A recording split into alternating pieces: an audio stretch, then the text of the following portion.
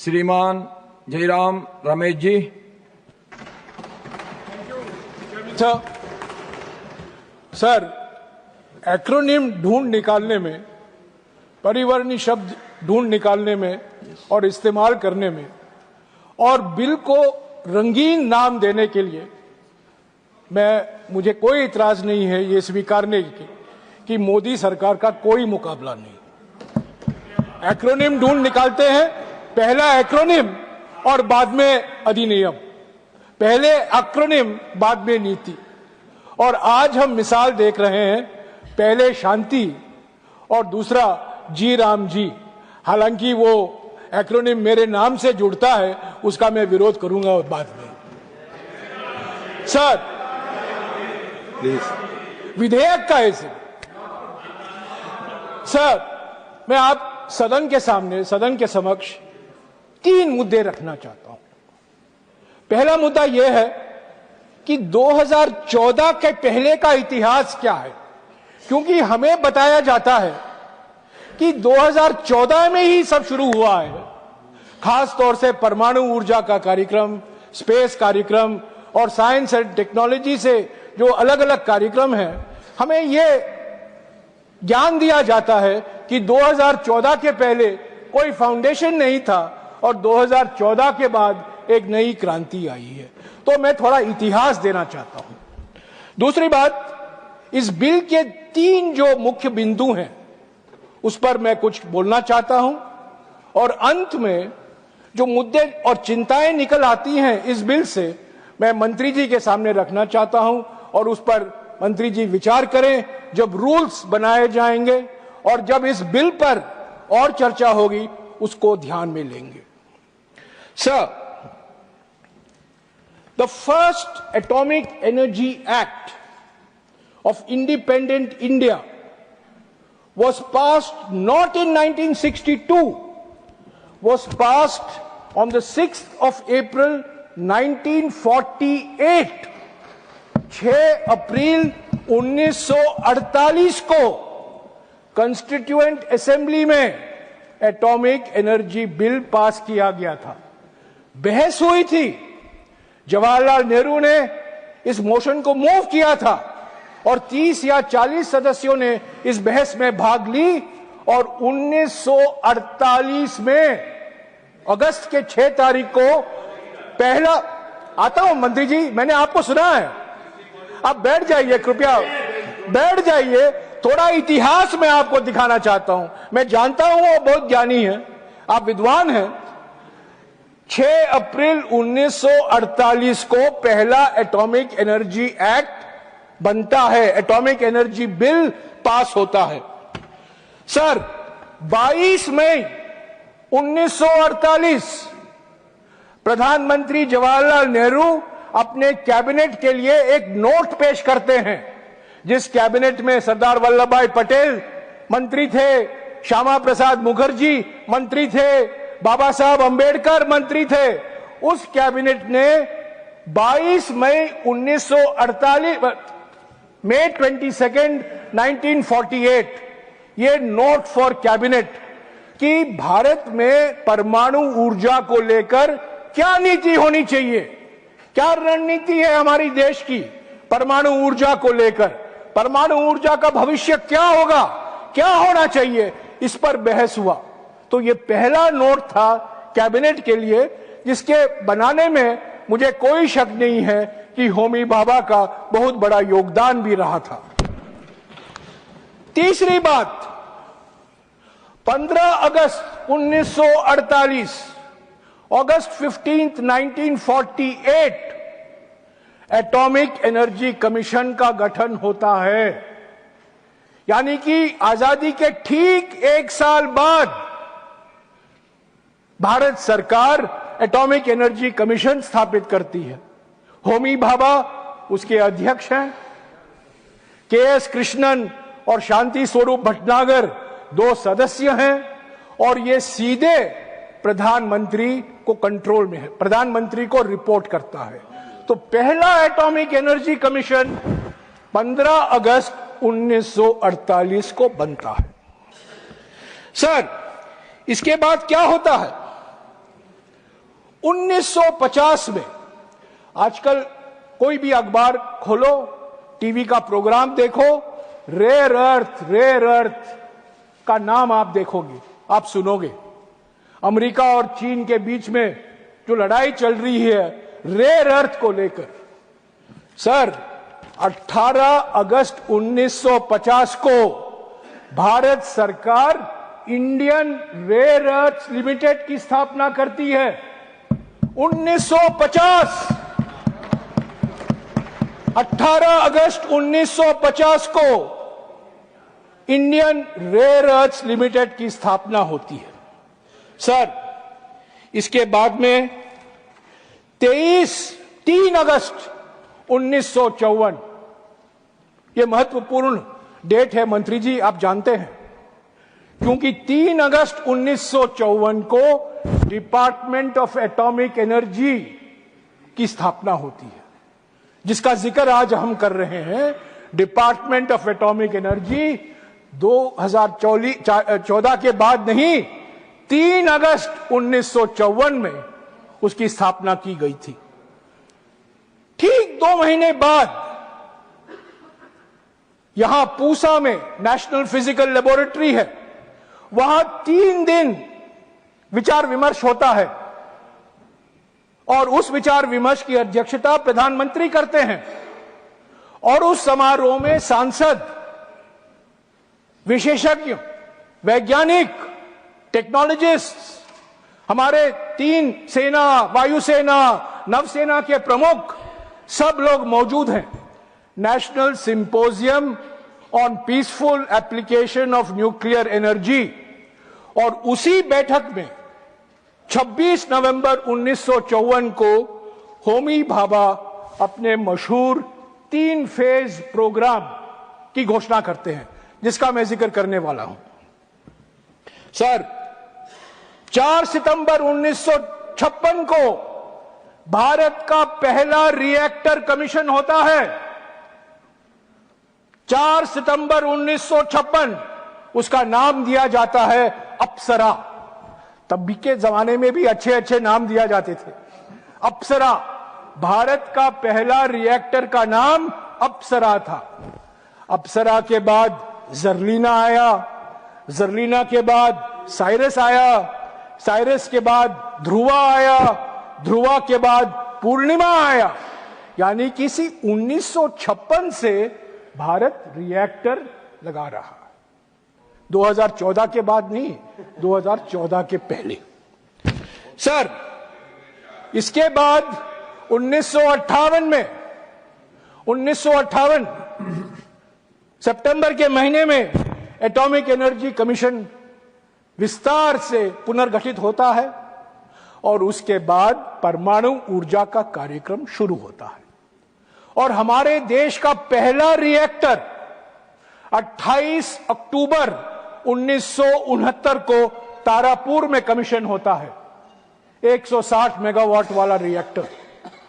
उसके बाद तारापुर के बाद रवाट भाटा राजस्थान में, रवाट भाटा के बाद कल्पाकम चेन्नई के पास, कल्पाकम के बाद नरोरा अलीगढ़ के पास, नरोरा के बाद कैगा जो उडुपी के पास है, उसके बाद गुजरात में ककरापार, उसके बाद में कुडंकुलम जहां रशिया से रिएक्टर लगाए गए हैं।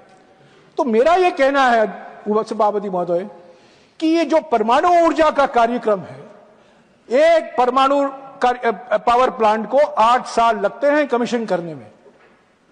तो 2014 के पहले हमारे 8 गीगावाट के कैपेसिटी लागू की गई थी इन अलग अलग जगहों में, तारापुर, कैगा, नरोरा, ककरापार, ये रवाट भाटा, अलग अलग जगहों में लगाया गया था। और परमाणु ऊर्जा के बड़े बड़े कदम हमने लिए थे, उपलब्धियां हुई थी। और अब मंत्री जी जानते हैं कि एटॉमिक एनर्जी एस्टैब्लिशमेंट से ही भारत में इलेक्ट्रॉनिक्स की क्रांति शुरू हुई, भारत में स्पेस प्रोग्राम शुरू हुआ, इंजीनियरिंग प्रोग्राम शुरू हुआ। तो ये सब 2014 के पहले की उपलब्धियां हैं। सर, मुझे खुशी है कि अटल बिहारी वाजपेयी जी जब प्रधानमंत्री थे, इस सरकार को सबक सीखना चाहिए अटल बिहारी वाजपेयी जी से। पोखरण 2 के बाद अगस्त के महीने में 1998 50 years of atomic energy research एक किताब निकाला जाता है। यह कांग्रेस की सरकार के समय में नहीं, ये आप ही के सरकार के समय प्रधानमंत्री अटल बिहारी वाजपेयी इस किताब में स्वीकारते हैं कि 50 साल में महान उपलब्धियां हुई हैं, जिसके वजह से हमें पोखरण 1 और पोखरण 2 हम करने में समर्थ हुए। अब पढ़ना चाहिए, मैं टेबल पर रखूंगा, मंत्री जी जानते हैं, पर अलग अलग सांसदों को भी पढ़ना चाहिए कि 50 साल में 70 साल में क्या किया, 70 साल में क्या किया, ये 50 साल में क्या हुआ। ये आप ही की सरकार का एक किताब। सर, 2014 के पहले की उपलब्धियों के बारे में मैं ज्यादा और कुछ नहीं कहूंगा, क्योंकि ये सब सामने है। रिएक्टर को लेकर, न्यूक्लियर रिसर्च को लेकर, न्यूक्लियर इंफ्रास्ट्रक्चर को लेकर बहुत बड़ी उपलब्धियां हुई हैं। पर एक चीज का मैं जरूर जिक्र करना चाहता हूं। 2008 में भारत और अमेरिका के बीच में एक परमाणु करार हुआ। अक्टूबर 20 को Indo US nuclear agreement. Indo US nuclear agreement का विरोध किसने किया? यह बीजेपी का एक दस्तावेज है। Why BJP opposes Indo-US nuclear deal? यह है, यह बीजेपी 52 पन्ने का यह दस्तावेज है मंत्री जी, बीजेपी का ऑफिशियल डॉक्यूमेंट अगस्त 2008 में। Why BJP is opposing Indo-US nuclear deal? और इसमें कहा जाता है परमाणु ऊर्जा में ज्यादा भविष्य नहीं है, इसीलिए हम इसका विरोध कर रहे हैं, और कई बातें इन्होंने कहा। पर 2008 का जो एग्रीमेंट था, जो समझौता था भारत और अमेरिका के बीच में, कई दरवाजे खोले गए और उसका एक नतीजा ये बिल है। ये बिल संभव हुआ है। इस बिल की कल्पना आप कर पा रहे हैं उस 2008 के करार के कारण, जिसका विरोध आपने किया था। Sir, let me now turn to the bill. There are 3 major elements in the bill. One is private sector participation. Second is nuclear liability, civil liability for nuclear damage. And the third is Atomic Energy Regulatory Board. Sir, Atomic Energy Regulatory Board के बारे में मैं ये कह दूं कि 2011 में nuclear safety regulatory authority bill लाया गया था, स्टैंडिंग कमेटी को भेजा गया था, पर कई कारण थे, मंत्री जी जानते हैं, कई कारण थे, ये बिल अधिनियम नहीं बन पाया। पर ये इस बिल में शामिल किया गया है। ये जो 2011 का जो बिल था, उसके प्रमुख बिंदु इस बिल में शामिल हैं और एटॉमिक एनर्जी रेगुलेटरी बोर्ड को एक कानूनी दर्जा दिया जा रहा है। यह एक सकारात्मक कदम है। पर सर, दूसरी बात, यह सिविल लायबिलिटी की बात जो अभी अभी मंत्री जी ने कहा है, सर 30 अगस्त 2010 अरुण जेटली का यह भाषण है राज्यसभा में, और मेरे पास 25 अगस्त 2010 का भाषण है जसवंत सिंह जी का है लोकसभा में। और अरुण जेटली के नाम पर तो आप क्रिकेट स्टेडियम बना देते हैं, पर अरुण जेटली जी का जो योगदान है कानून बनाने में, उसको आप नकारते हैं। सर, मंत्री जी, जो आपने इस बिल में लाया है संशोधन, civil liability for nuclear damage act 2010 का, ये जो जेटली जी ने कहा था और जो जसवंत सिंह जी ने कहा था, उसका बिल्कुल विपरीत है। मैं इसको टेबल करना चाहता हूं, जेटली जी का भाषण सदस्य पढ़ें और जेटली जी कहते हैं कि हमारे सहायता से ही, हमारे सहयोग से ही ये बिल आया है। सर, मुझे कोई इतराज नहीं है ये आपको याद दिलाने में कि 2010 का कानून में बनाने में पृथ्वीराज चौहान जो एमओएस थे पीएमओ में और अरुण जेटली जी का योगदान था। ये दो लोग मिलकर इस कानून को बनाया जिसका आप संशोधन कर रहे हैं। तो हमें बताइए क्यों आप संशोधन कर रहे हैं? क्यों आप अरुण जेटली का योगदान को नकार रहे हैं? क्यों आप जसवंत सिंह जी को नजरअंदाज कर रहे हैं? कांग्रेस को छोड़िए, आप ही के नेता, आप ही का योगदान, ये 2010 का कानून जिसमें आप संशोधन ला रहे हैं, वो कानून आपका योगदान था मंत्री जी। पर यू टर्न करने में तो आप बहुत माहिर हैं। कई मिसाल हैं, जीएसटी पर यू टर्न, मनरेगा पर यू टर्न, खाद्य सुरक्षा कानून पर U turn, civil liability for nuclear damage act, उस पर भी आप यू टर्न कर रहे हैं। क्यों कर रहे हैं? क्या मजबूरी है? क्या अमेरिका के साथ रिश्ते और मजबूत करने हैं इसीलिए आप कर रहे हैं? क्या प्राइवेट कंपनियां आपको मजबूर कर रहे हैं इसको संशोधन करने में? प्लीज सदन को विश्वास में लीजिए। क्यों 15 साल बाद आप ये संशोधन ला रहे हैं? सर, प्राइवेट सेक्टर तो तीसरा मुद्दा है इस बिल में। मैं कहना चाहता हूं कि मैं मंत्री जी से एक सवाल पूछना चाहता हूं। आपने कहा है विकसित भारत में 100 गीगावाट न्यूक्लियर कैपेसिटी होगा, आज करीब 8 या 9 गीगावाट का है, यानी कि 10 गुना बढ़ेगा। मैं आपसे सवाल पूछना चाहता हूं, आपका नजरिया क्या है? आपका विजन क्या है? इसमें प्राइवेट सेक्टर कितना है और इसमें पब्लिक सेक्टर कितना होगा? और मेरा यह सीधा आरोप है कि यह बिल सिर्फ प्राइवेट सेक्टर कंपनियों के लिए ही है, निजी क्षेत्र का योगदान बढ़ाने के लिए है। तो मंत्री जी, मैं आपसे पूछना चाहता हूं, हमारे देश में क्षमता है, हमने 220 मेगावाट की प्लांट लगाए हैं, 540 मेगावाट का प्लांट लगाया है, ककरापार में हमने 700 मेगावाट का प्लांट लगाया है। मैं आपसे गुजारिश करूंगा 700 मेगावाट प्लांट को एक वर्क हॉर्स बनाइए और जो रिएक्टर हैं France, America, England, south Korea, अलग अलग देशों से मत लाइए। जो हमारे देश में हम आत्मनिर्भर हैं, 700 मेगावाट का प्लांट हम लगा रहे हैं, गुजरात में लगा हुआ है, प्रधानमंत्री जानते हैं, प्रधानमंत्री वहां गए हुए हैं। उससे आप प्रेरणा लीजिए और स्टैंडर्डाइजेशन कराइए।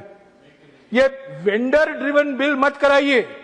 कंपनियों द्वारा जो बिल आप ला रहे हैं, आपने 3 कानून लाए थे कृषि क्षेत्र में, आपको वापस लेना पड़ा क्योंकि वो भी प्राइवेट सेक्टर से आपको ऑक्सीजन मिल रहा था। इस बिल का वो भविष्य नहीं होना चाहिए। सर, तो इंडिजिनस वर्सेस इंपोर्टेड, हमारे देश में पहला रिएक्टर अमेरिकी सहायता से तो बना तारापुर, उसके बाद में हम आत्मनिर्भर हैं, हम सेल्फ रिलायंट हैं। सारा फ्यूल साइकिल, उसका नियंत्रण हमारे हाथों में है, भारत के हाथों में है, हमारे वैज्ञानिकों के हाथ में है। ये प्राइवेट कंपनियां जो ला रहे हैं, मंत्री जी, प्राइवेट कंपनियों को कहिए आप ये 700 मेगावाट एटॉमिक एनर्जी का प्लांट लीजिए और पावर प्लांट लगाइए। वो क्यों नहीं लगाते हैं? वो फलाना American company, south Korean company, French company पीछे पीछे भागते हैं। तो आप स्टैंडर्डाइज करिए और इंडिजिनस टेक्नोलॉजी को आप बढ़ावा दीजिए। मैं जानता हूं कि आप देना चाहते हैं। 700 मेगावाट को वर्क हॉर्स बनाइए और उसी के आधार पर आप 100 मेगावाट के रास्ते, 100 गीगावाट के रास्ते पर चलिए। सर, दूसरी बात, एसएमआर एसएमआर एसएमआर का मंत्र चलाया जा रहा है। एसएमआर माने स्मॉल मॉड्यूलर रिएक्टर। सर, हमारे देश में तो भारत स्मॉल रिएक्टर है, 220 मेगावाट के करीब 15 या 16 रिएक्टर हमने लगाया है, 20 ऐसे रिएक्टर होंगे, उसको स्टैंडर्डाइज करिए, भारत स्मॉल रिएक्टर लगाइए 220 मेगावाट का, और अगर आप 100 मेगावाट का लगाना चाहते हैं उसी के आधार पर उसका एवोल्यूशन कराइए। वो असली आत्मनिर्भरता है, ट्रू सेल्फ रिलायंस वो है। मैं जानता हूं कि हमारे देश में 3 या प्राइवेट कंपनियां हैं जो फायदा लेंगी इस बिल का, उसका जिक्र मैं नहीं करना चाहता हूं, सब लोग जानते हैं वो 3 या 4 कंपनी कौन है। उन 3 कंपनियों को कहिए मंत्री जी आप भारत के टेक्नोलॉजी को लगाइए, 700 मेगावाट का टेक्नोलॉजी आप एटॉमिक एनर्जी से लीजिए और प्लांट लगाइए। क्योंकि प्राइवेट सेक्टर को तो आप ला रहे हैं क्योंकि प्राइवेट सेक्टर कैपिटल लाएगा, प्राइवेट सेक्टर टेक्नोलॉजी तो नहीं लाएगा, क्योंकि टेक्नोलॉजी तो एटॉमिक एनर्जी के हाथ में है, ज्ञान तो उनके हाथ में है, क्षमता तो उनके हाथ में है, कुशलता तो उनके हाथ में है। प्राइवेट सेक्टर तो सिर्फ पैसा लाएगा, सिर्फ निवेश करेगा। पर उनको कहिएगा कि अगर आपको प्राइवेट इन्वेस्टमेंट करना है तो ये 700 मेगावाट का प्लांट या 220 मेगावाट का प्लांट आप लगाइए, आप देखिए कितने लोग आएंगे। सर, मैंने 3 फेज कार्यक्रम का उल्लेख किया।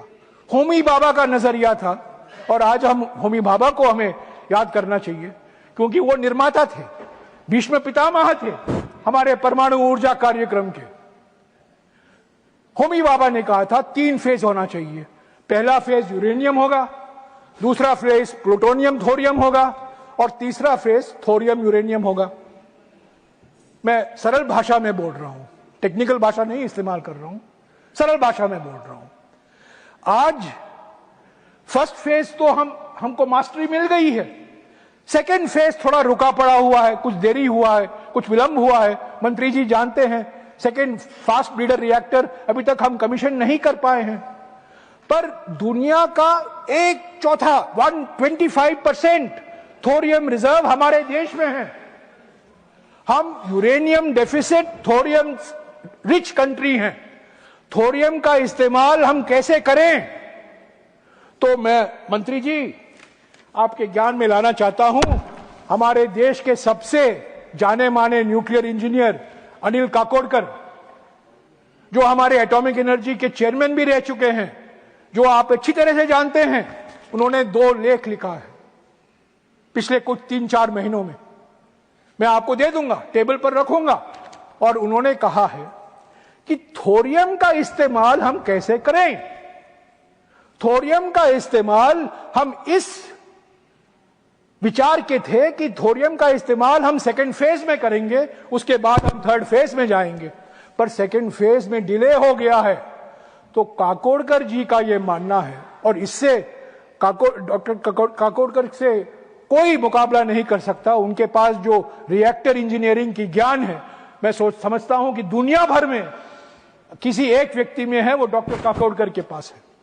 और वो कहते हैं कि समय आ गया है कि थोरियम को फर्स्ट फेज में भी हमें इस्तेमाल करना चाहिए, ताकि हम सीधा थर्ड फेज में जाएं, बाईपास करें, लीप फ्रॉग करें थर्ड फेज को।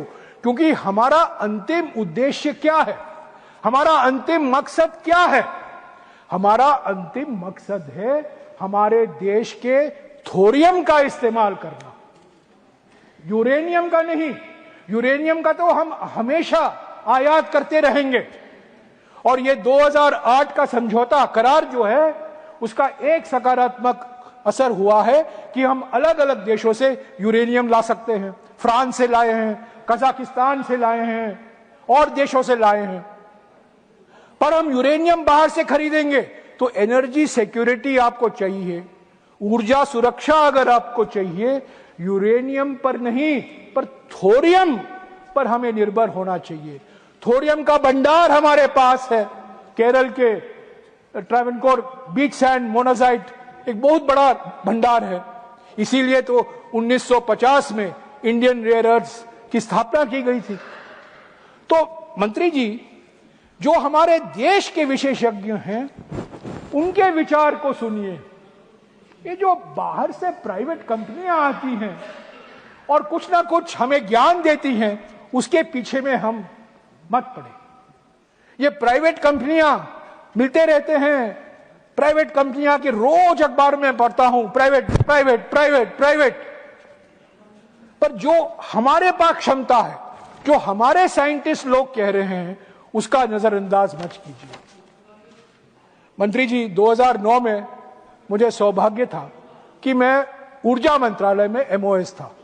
सुशील कुमार शिंदे जी हमारे कैबिनेट मंत्री थे और हमने पहली बार एनटीपीसी और एनपीसीआईएल के बीच में जॉइंट वेंचर कराया। जो आप कह रहे हैं ना, हमने कराया 2015 में, ये 2009 और 2010 में कराया गया था। एक चीज, इतिहास को वापस लिखने में आपका कोई मुकाबला नहीं। इतिहास, असली इतिहास को भूलने में और नया इतिहास लिखने में आपसे कोई मुकाबला नहीं। आप उसमें बहुत माहिर हैं। तो मंत्री जी, 2010 में एनटीपीसी और एनपीसीआईएल के बीच में जॉइंट वेंचर हुआ था। ऐसे जॉइंट वेंचर को प्रोत्साहन दीजिए, अलग अलग कंपनियों को प्रोत्साहन दीजिए और अलग अलग कंपनियों को यह कहें कि अगर आपको न्यूक्लियर प्लांट लगाना है, हमारे देश के लिए न्यूक्लियर एनर्जी जरूरी है, तो हमारे टेक्नोलॉजी के आधार पर ही लगाइए। ऐसे तो कुडनकुलम में 6 रिएक्टर, रशियन रिएक्टर लग रहे हैं, वो ठीक है, वो निर्णय ले गया, हुआ था जो हुआ है। पर आगे में ऐसा नहीं होना चाहिए कि हम सिर्फ इंपोर्ट पर डिपेंडेंट हों। हमारे क्षमता पर हमें हमारी रिएक्टर लगने हैं। आज भी मंत्री जी, मैं आपको याद दिलाना चाहता हूं, फ्रांस में सारा न्यूक्लियर रिएक्टर गवर्नमेंट कंट्रोल का है और फ्रांस में 70% बिजली न्यूक्लियर एनर्जी से आता है। 70% electricity comes from nuclear sources and all nuclear plants in France are owned by the government। और फ्रांस में जो हर साल न्यूक्लियर परमाणु स्रोत पर निर्धारित बिजली का उत्पादन होता है, वो एनपीसीआईएल की तुलना में 7 गुना है। इसका माने ये है कि एनपीसीआईएल को और भी बढ़ावा दे सकते हैं। एनपीसीआईएल को और मजबूत कीजिए, एनपीसीआईएल को और ऑक्सीजन दीजिए, और साधन दीजिए, और निवेश कीजिए और जरूर आप निजी क्षेत्र को प्रोत्साहन दें। पर काकोडकर साहब ने क्या लिखा है अपने लेख में, एक लेख में उन्होंने साफ लिखा है कि it is worth recognising that most of what is contained in this article is developed by our own laboratories like the Bhabha Atomic Research Center, the Indira Gandhi Center for Advanced Research, etc. That needs to be pursued. The private sector, while it needs to be mobilized to scale up the program, should play a secondary role. The reverse would cause irreversible damage. ये मैं नहीं कह रहा हूं, ये atomic energy commission के पूर्व अध्यक्ष, जाने माने एटॉमिक इंजीनियर डॉक्टर काकोडकर साहब लिख रहे हैं। तो अंत में मेरे 1 मिनट बाकी है। मेरा कहने का यही एक मकसद है मंत्री जी, आपकी कई मजबूरियां हैं। अमेरिका की मजबूरी है, विदेशी कंपनियों की मजबूरी है, हमारे निजी कंपनियों की मजबूरी है। मजबूरी में बिल मत लाइएगा। इस पर और विचार विमर्श, मैं जानता हूं कि आप 1 साल से इस पर विचार कर रहे हैं, पर और विचार करने से कोई आसमान नहीं गिरेंगे। इस पर और विचार होने दीजिए, और लोगों से मशवरा कीजिए, और लोगों की राय लीजिए। पर एक चीज याद रखिए मंत्री जी, अगर हमने अपने पब्लिक सेक्टर का नजरअंदाज किया, अगर आपकी मंशा यह है कि पब्लिक सेक्टर को हम नीचे गिराएंगे और उसके स्थान पर हम प्राइवेट सेक्टर को प्रोत्साहन करेंगे, ये हमारे देश के हित में नहीं है। प्राइवेट सेक्टर का मैं समर्थक हूं, प्राइवेट इन्वेस्टमेंट आना चाहिए, बट प्राइवेट इन्वेस्टमेंट इंजन नहीं बन सकता। इंजन पब्लिक सेक्टर होना जरूरी है। अगर आपने प्राइवेट सेक्टर को बनाया तो मैं समझता हूं जो विजन था होमी भाभा का, जो विजन था सभी विशेषज्ञों का, उसका आप बुरी तरीके से नजरअंदाज कर रहे हो।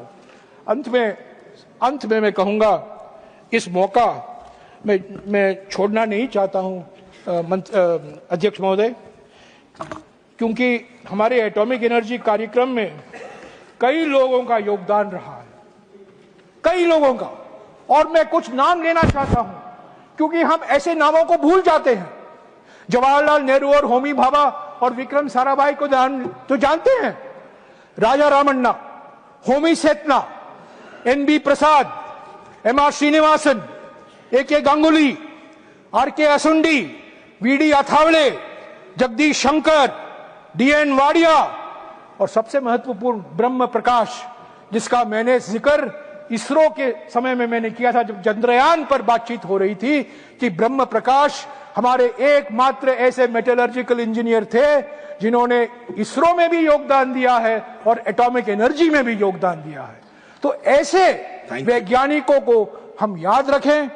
ये सब किसी भी देश में काम कर सकते थे, पर वे भारत लौट आए और भारत में उन्होंने काम किया। Thank you. पब्लिक सेक्टर में काम किया, सरकारी सैलरी पे काम किया और उसको प्रोत्साहन जवाहरलाल नेहरू से लेकर सभी प्रधानमंत्रियों ने। Thank you. अभी उस रास्ते से मत हटिए, उसी रास्ते पर जाइए मंत्री जी, उसी रास्ते पर जाइए। Thank you. Thank you. Thank you so much.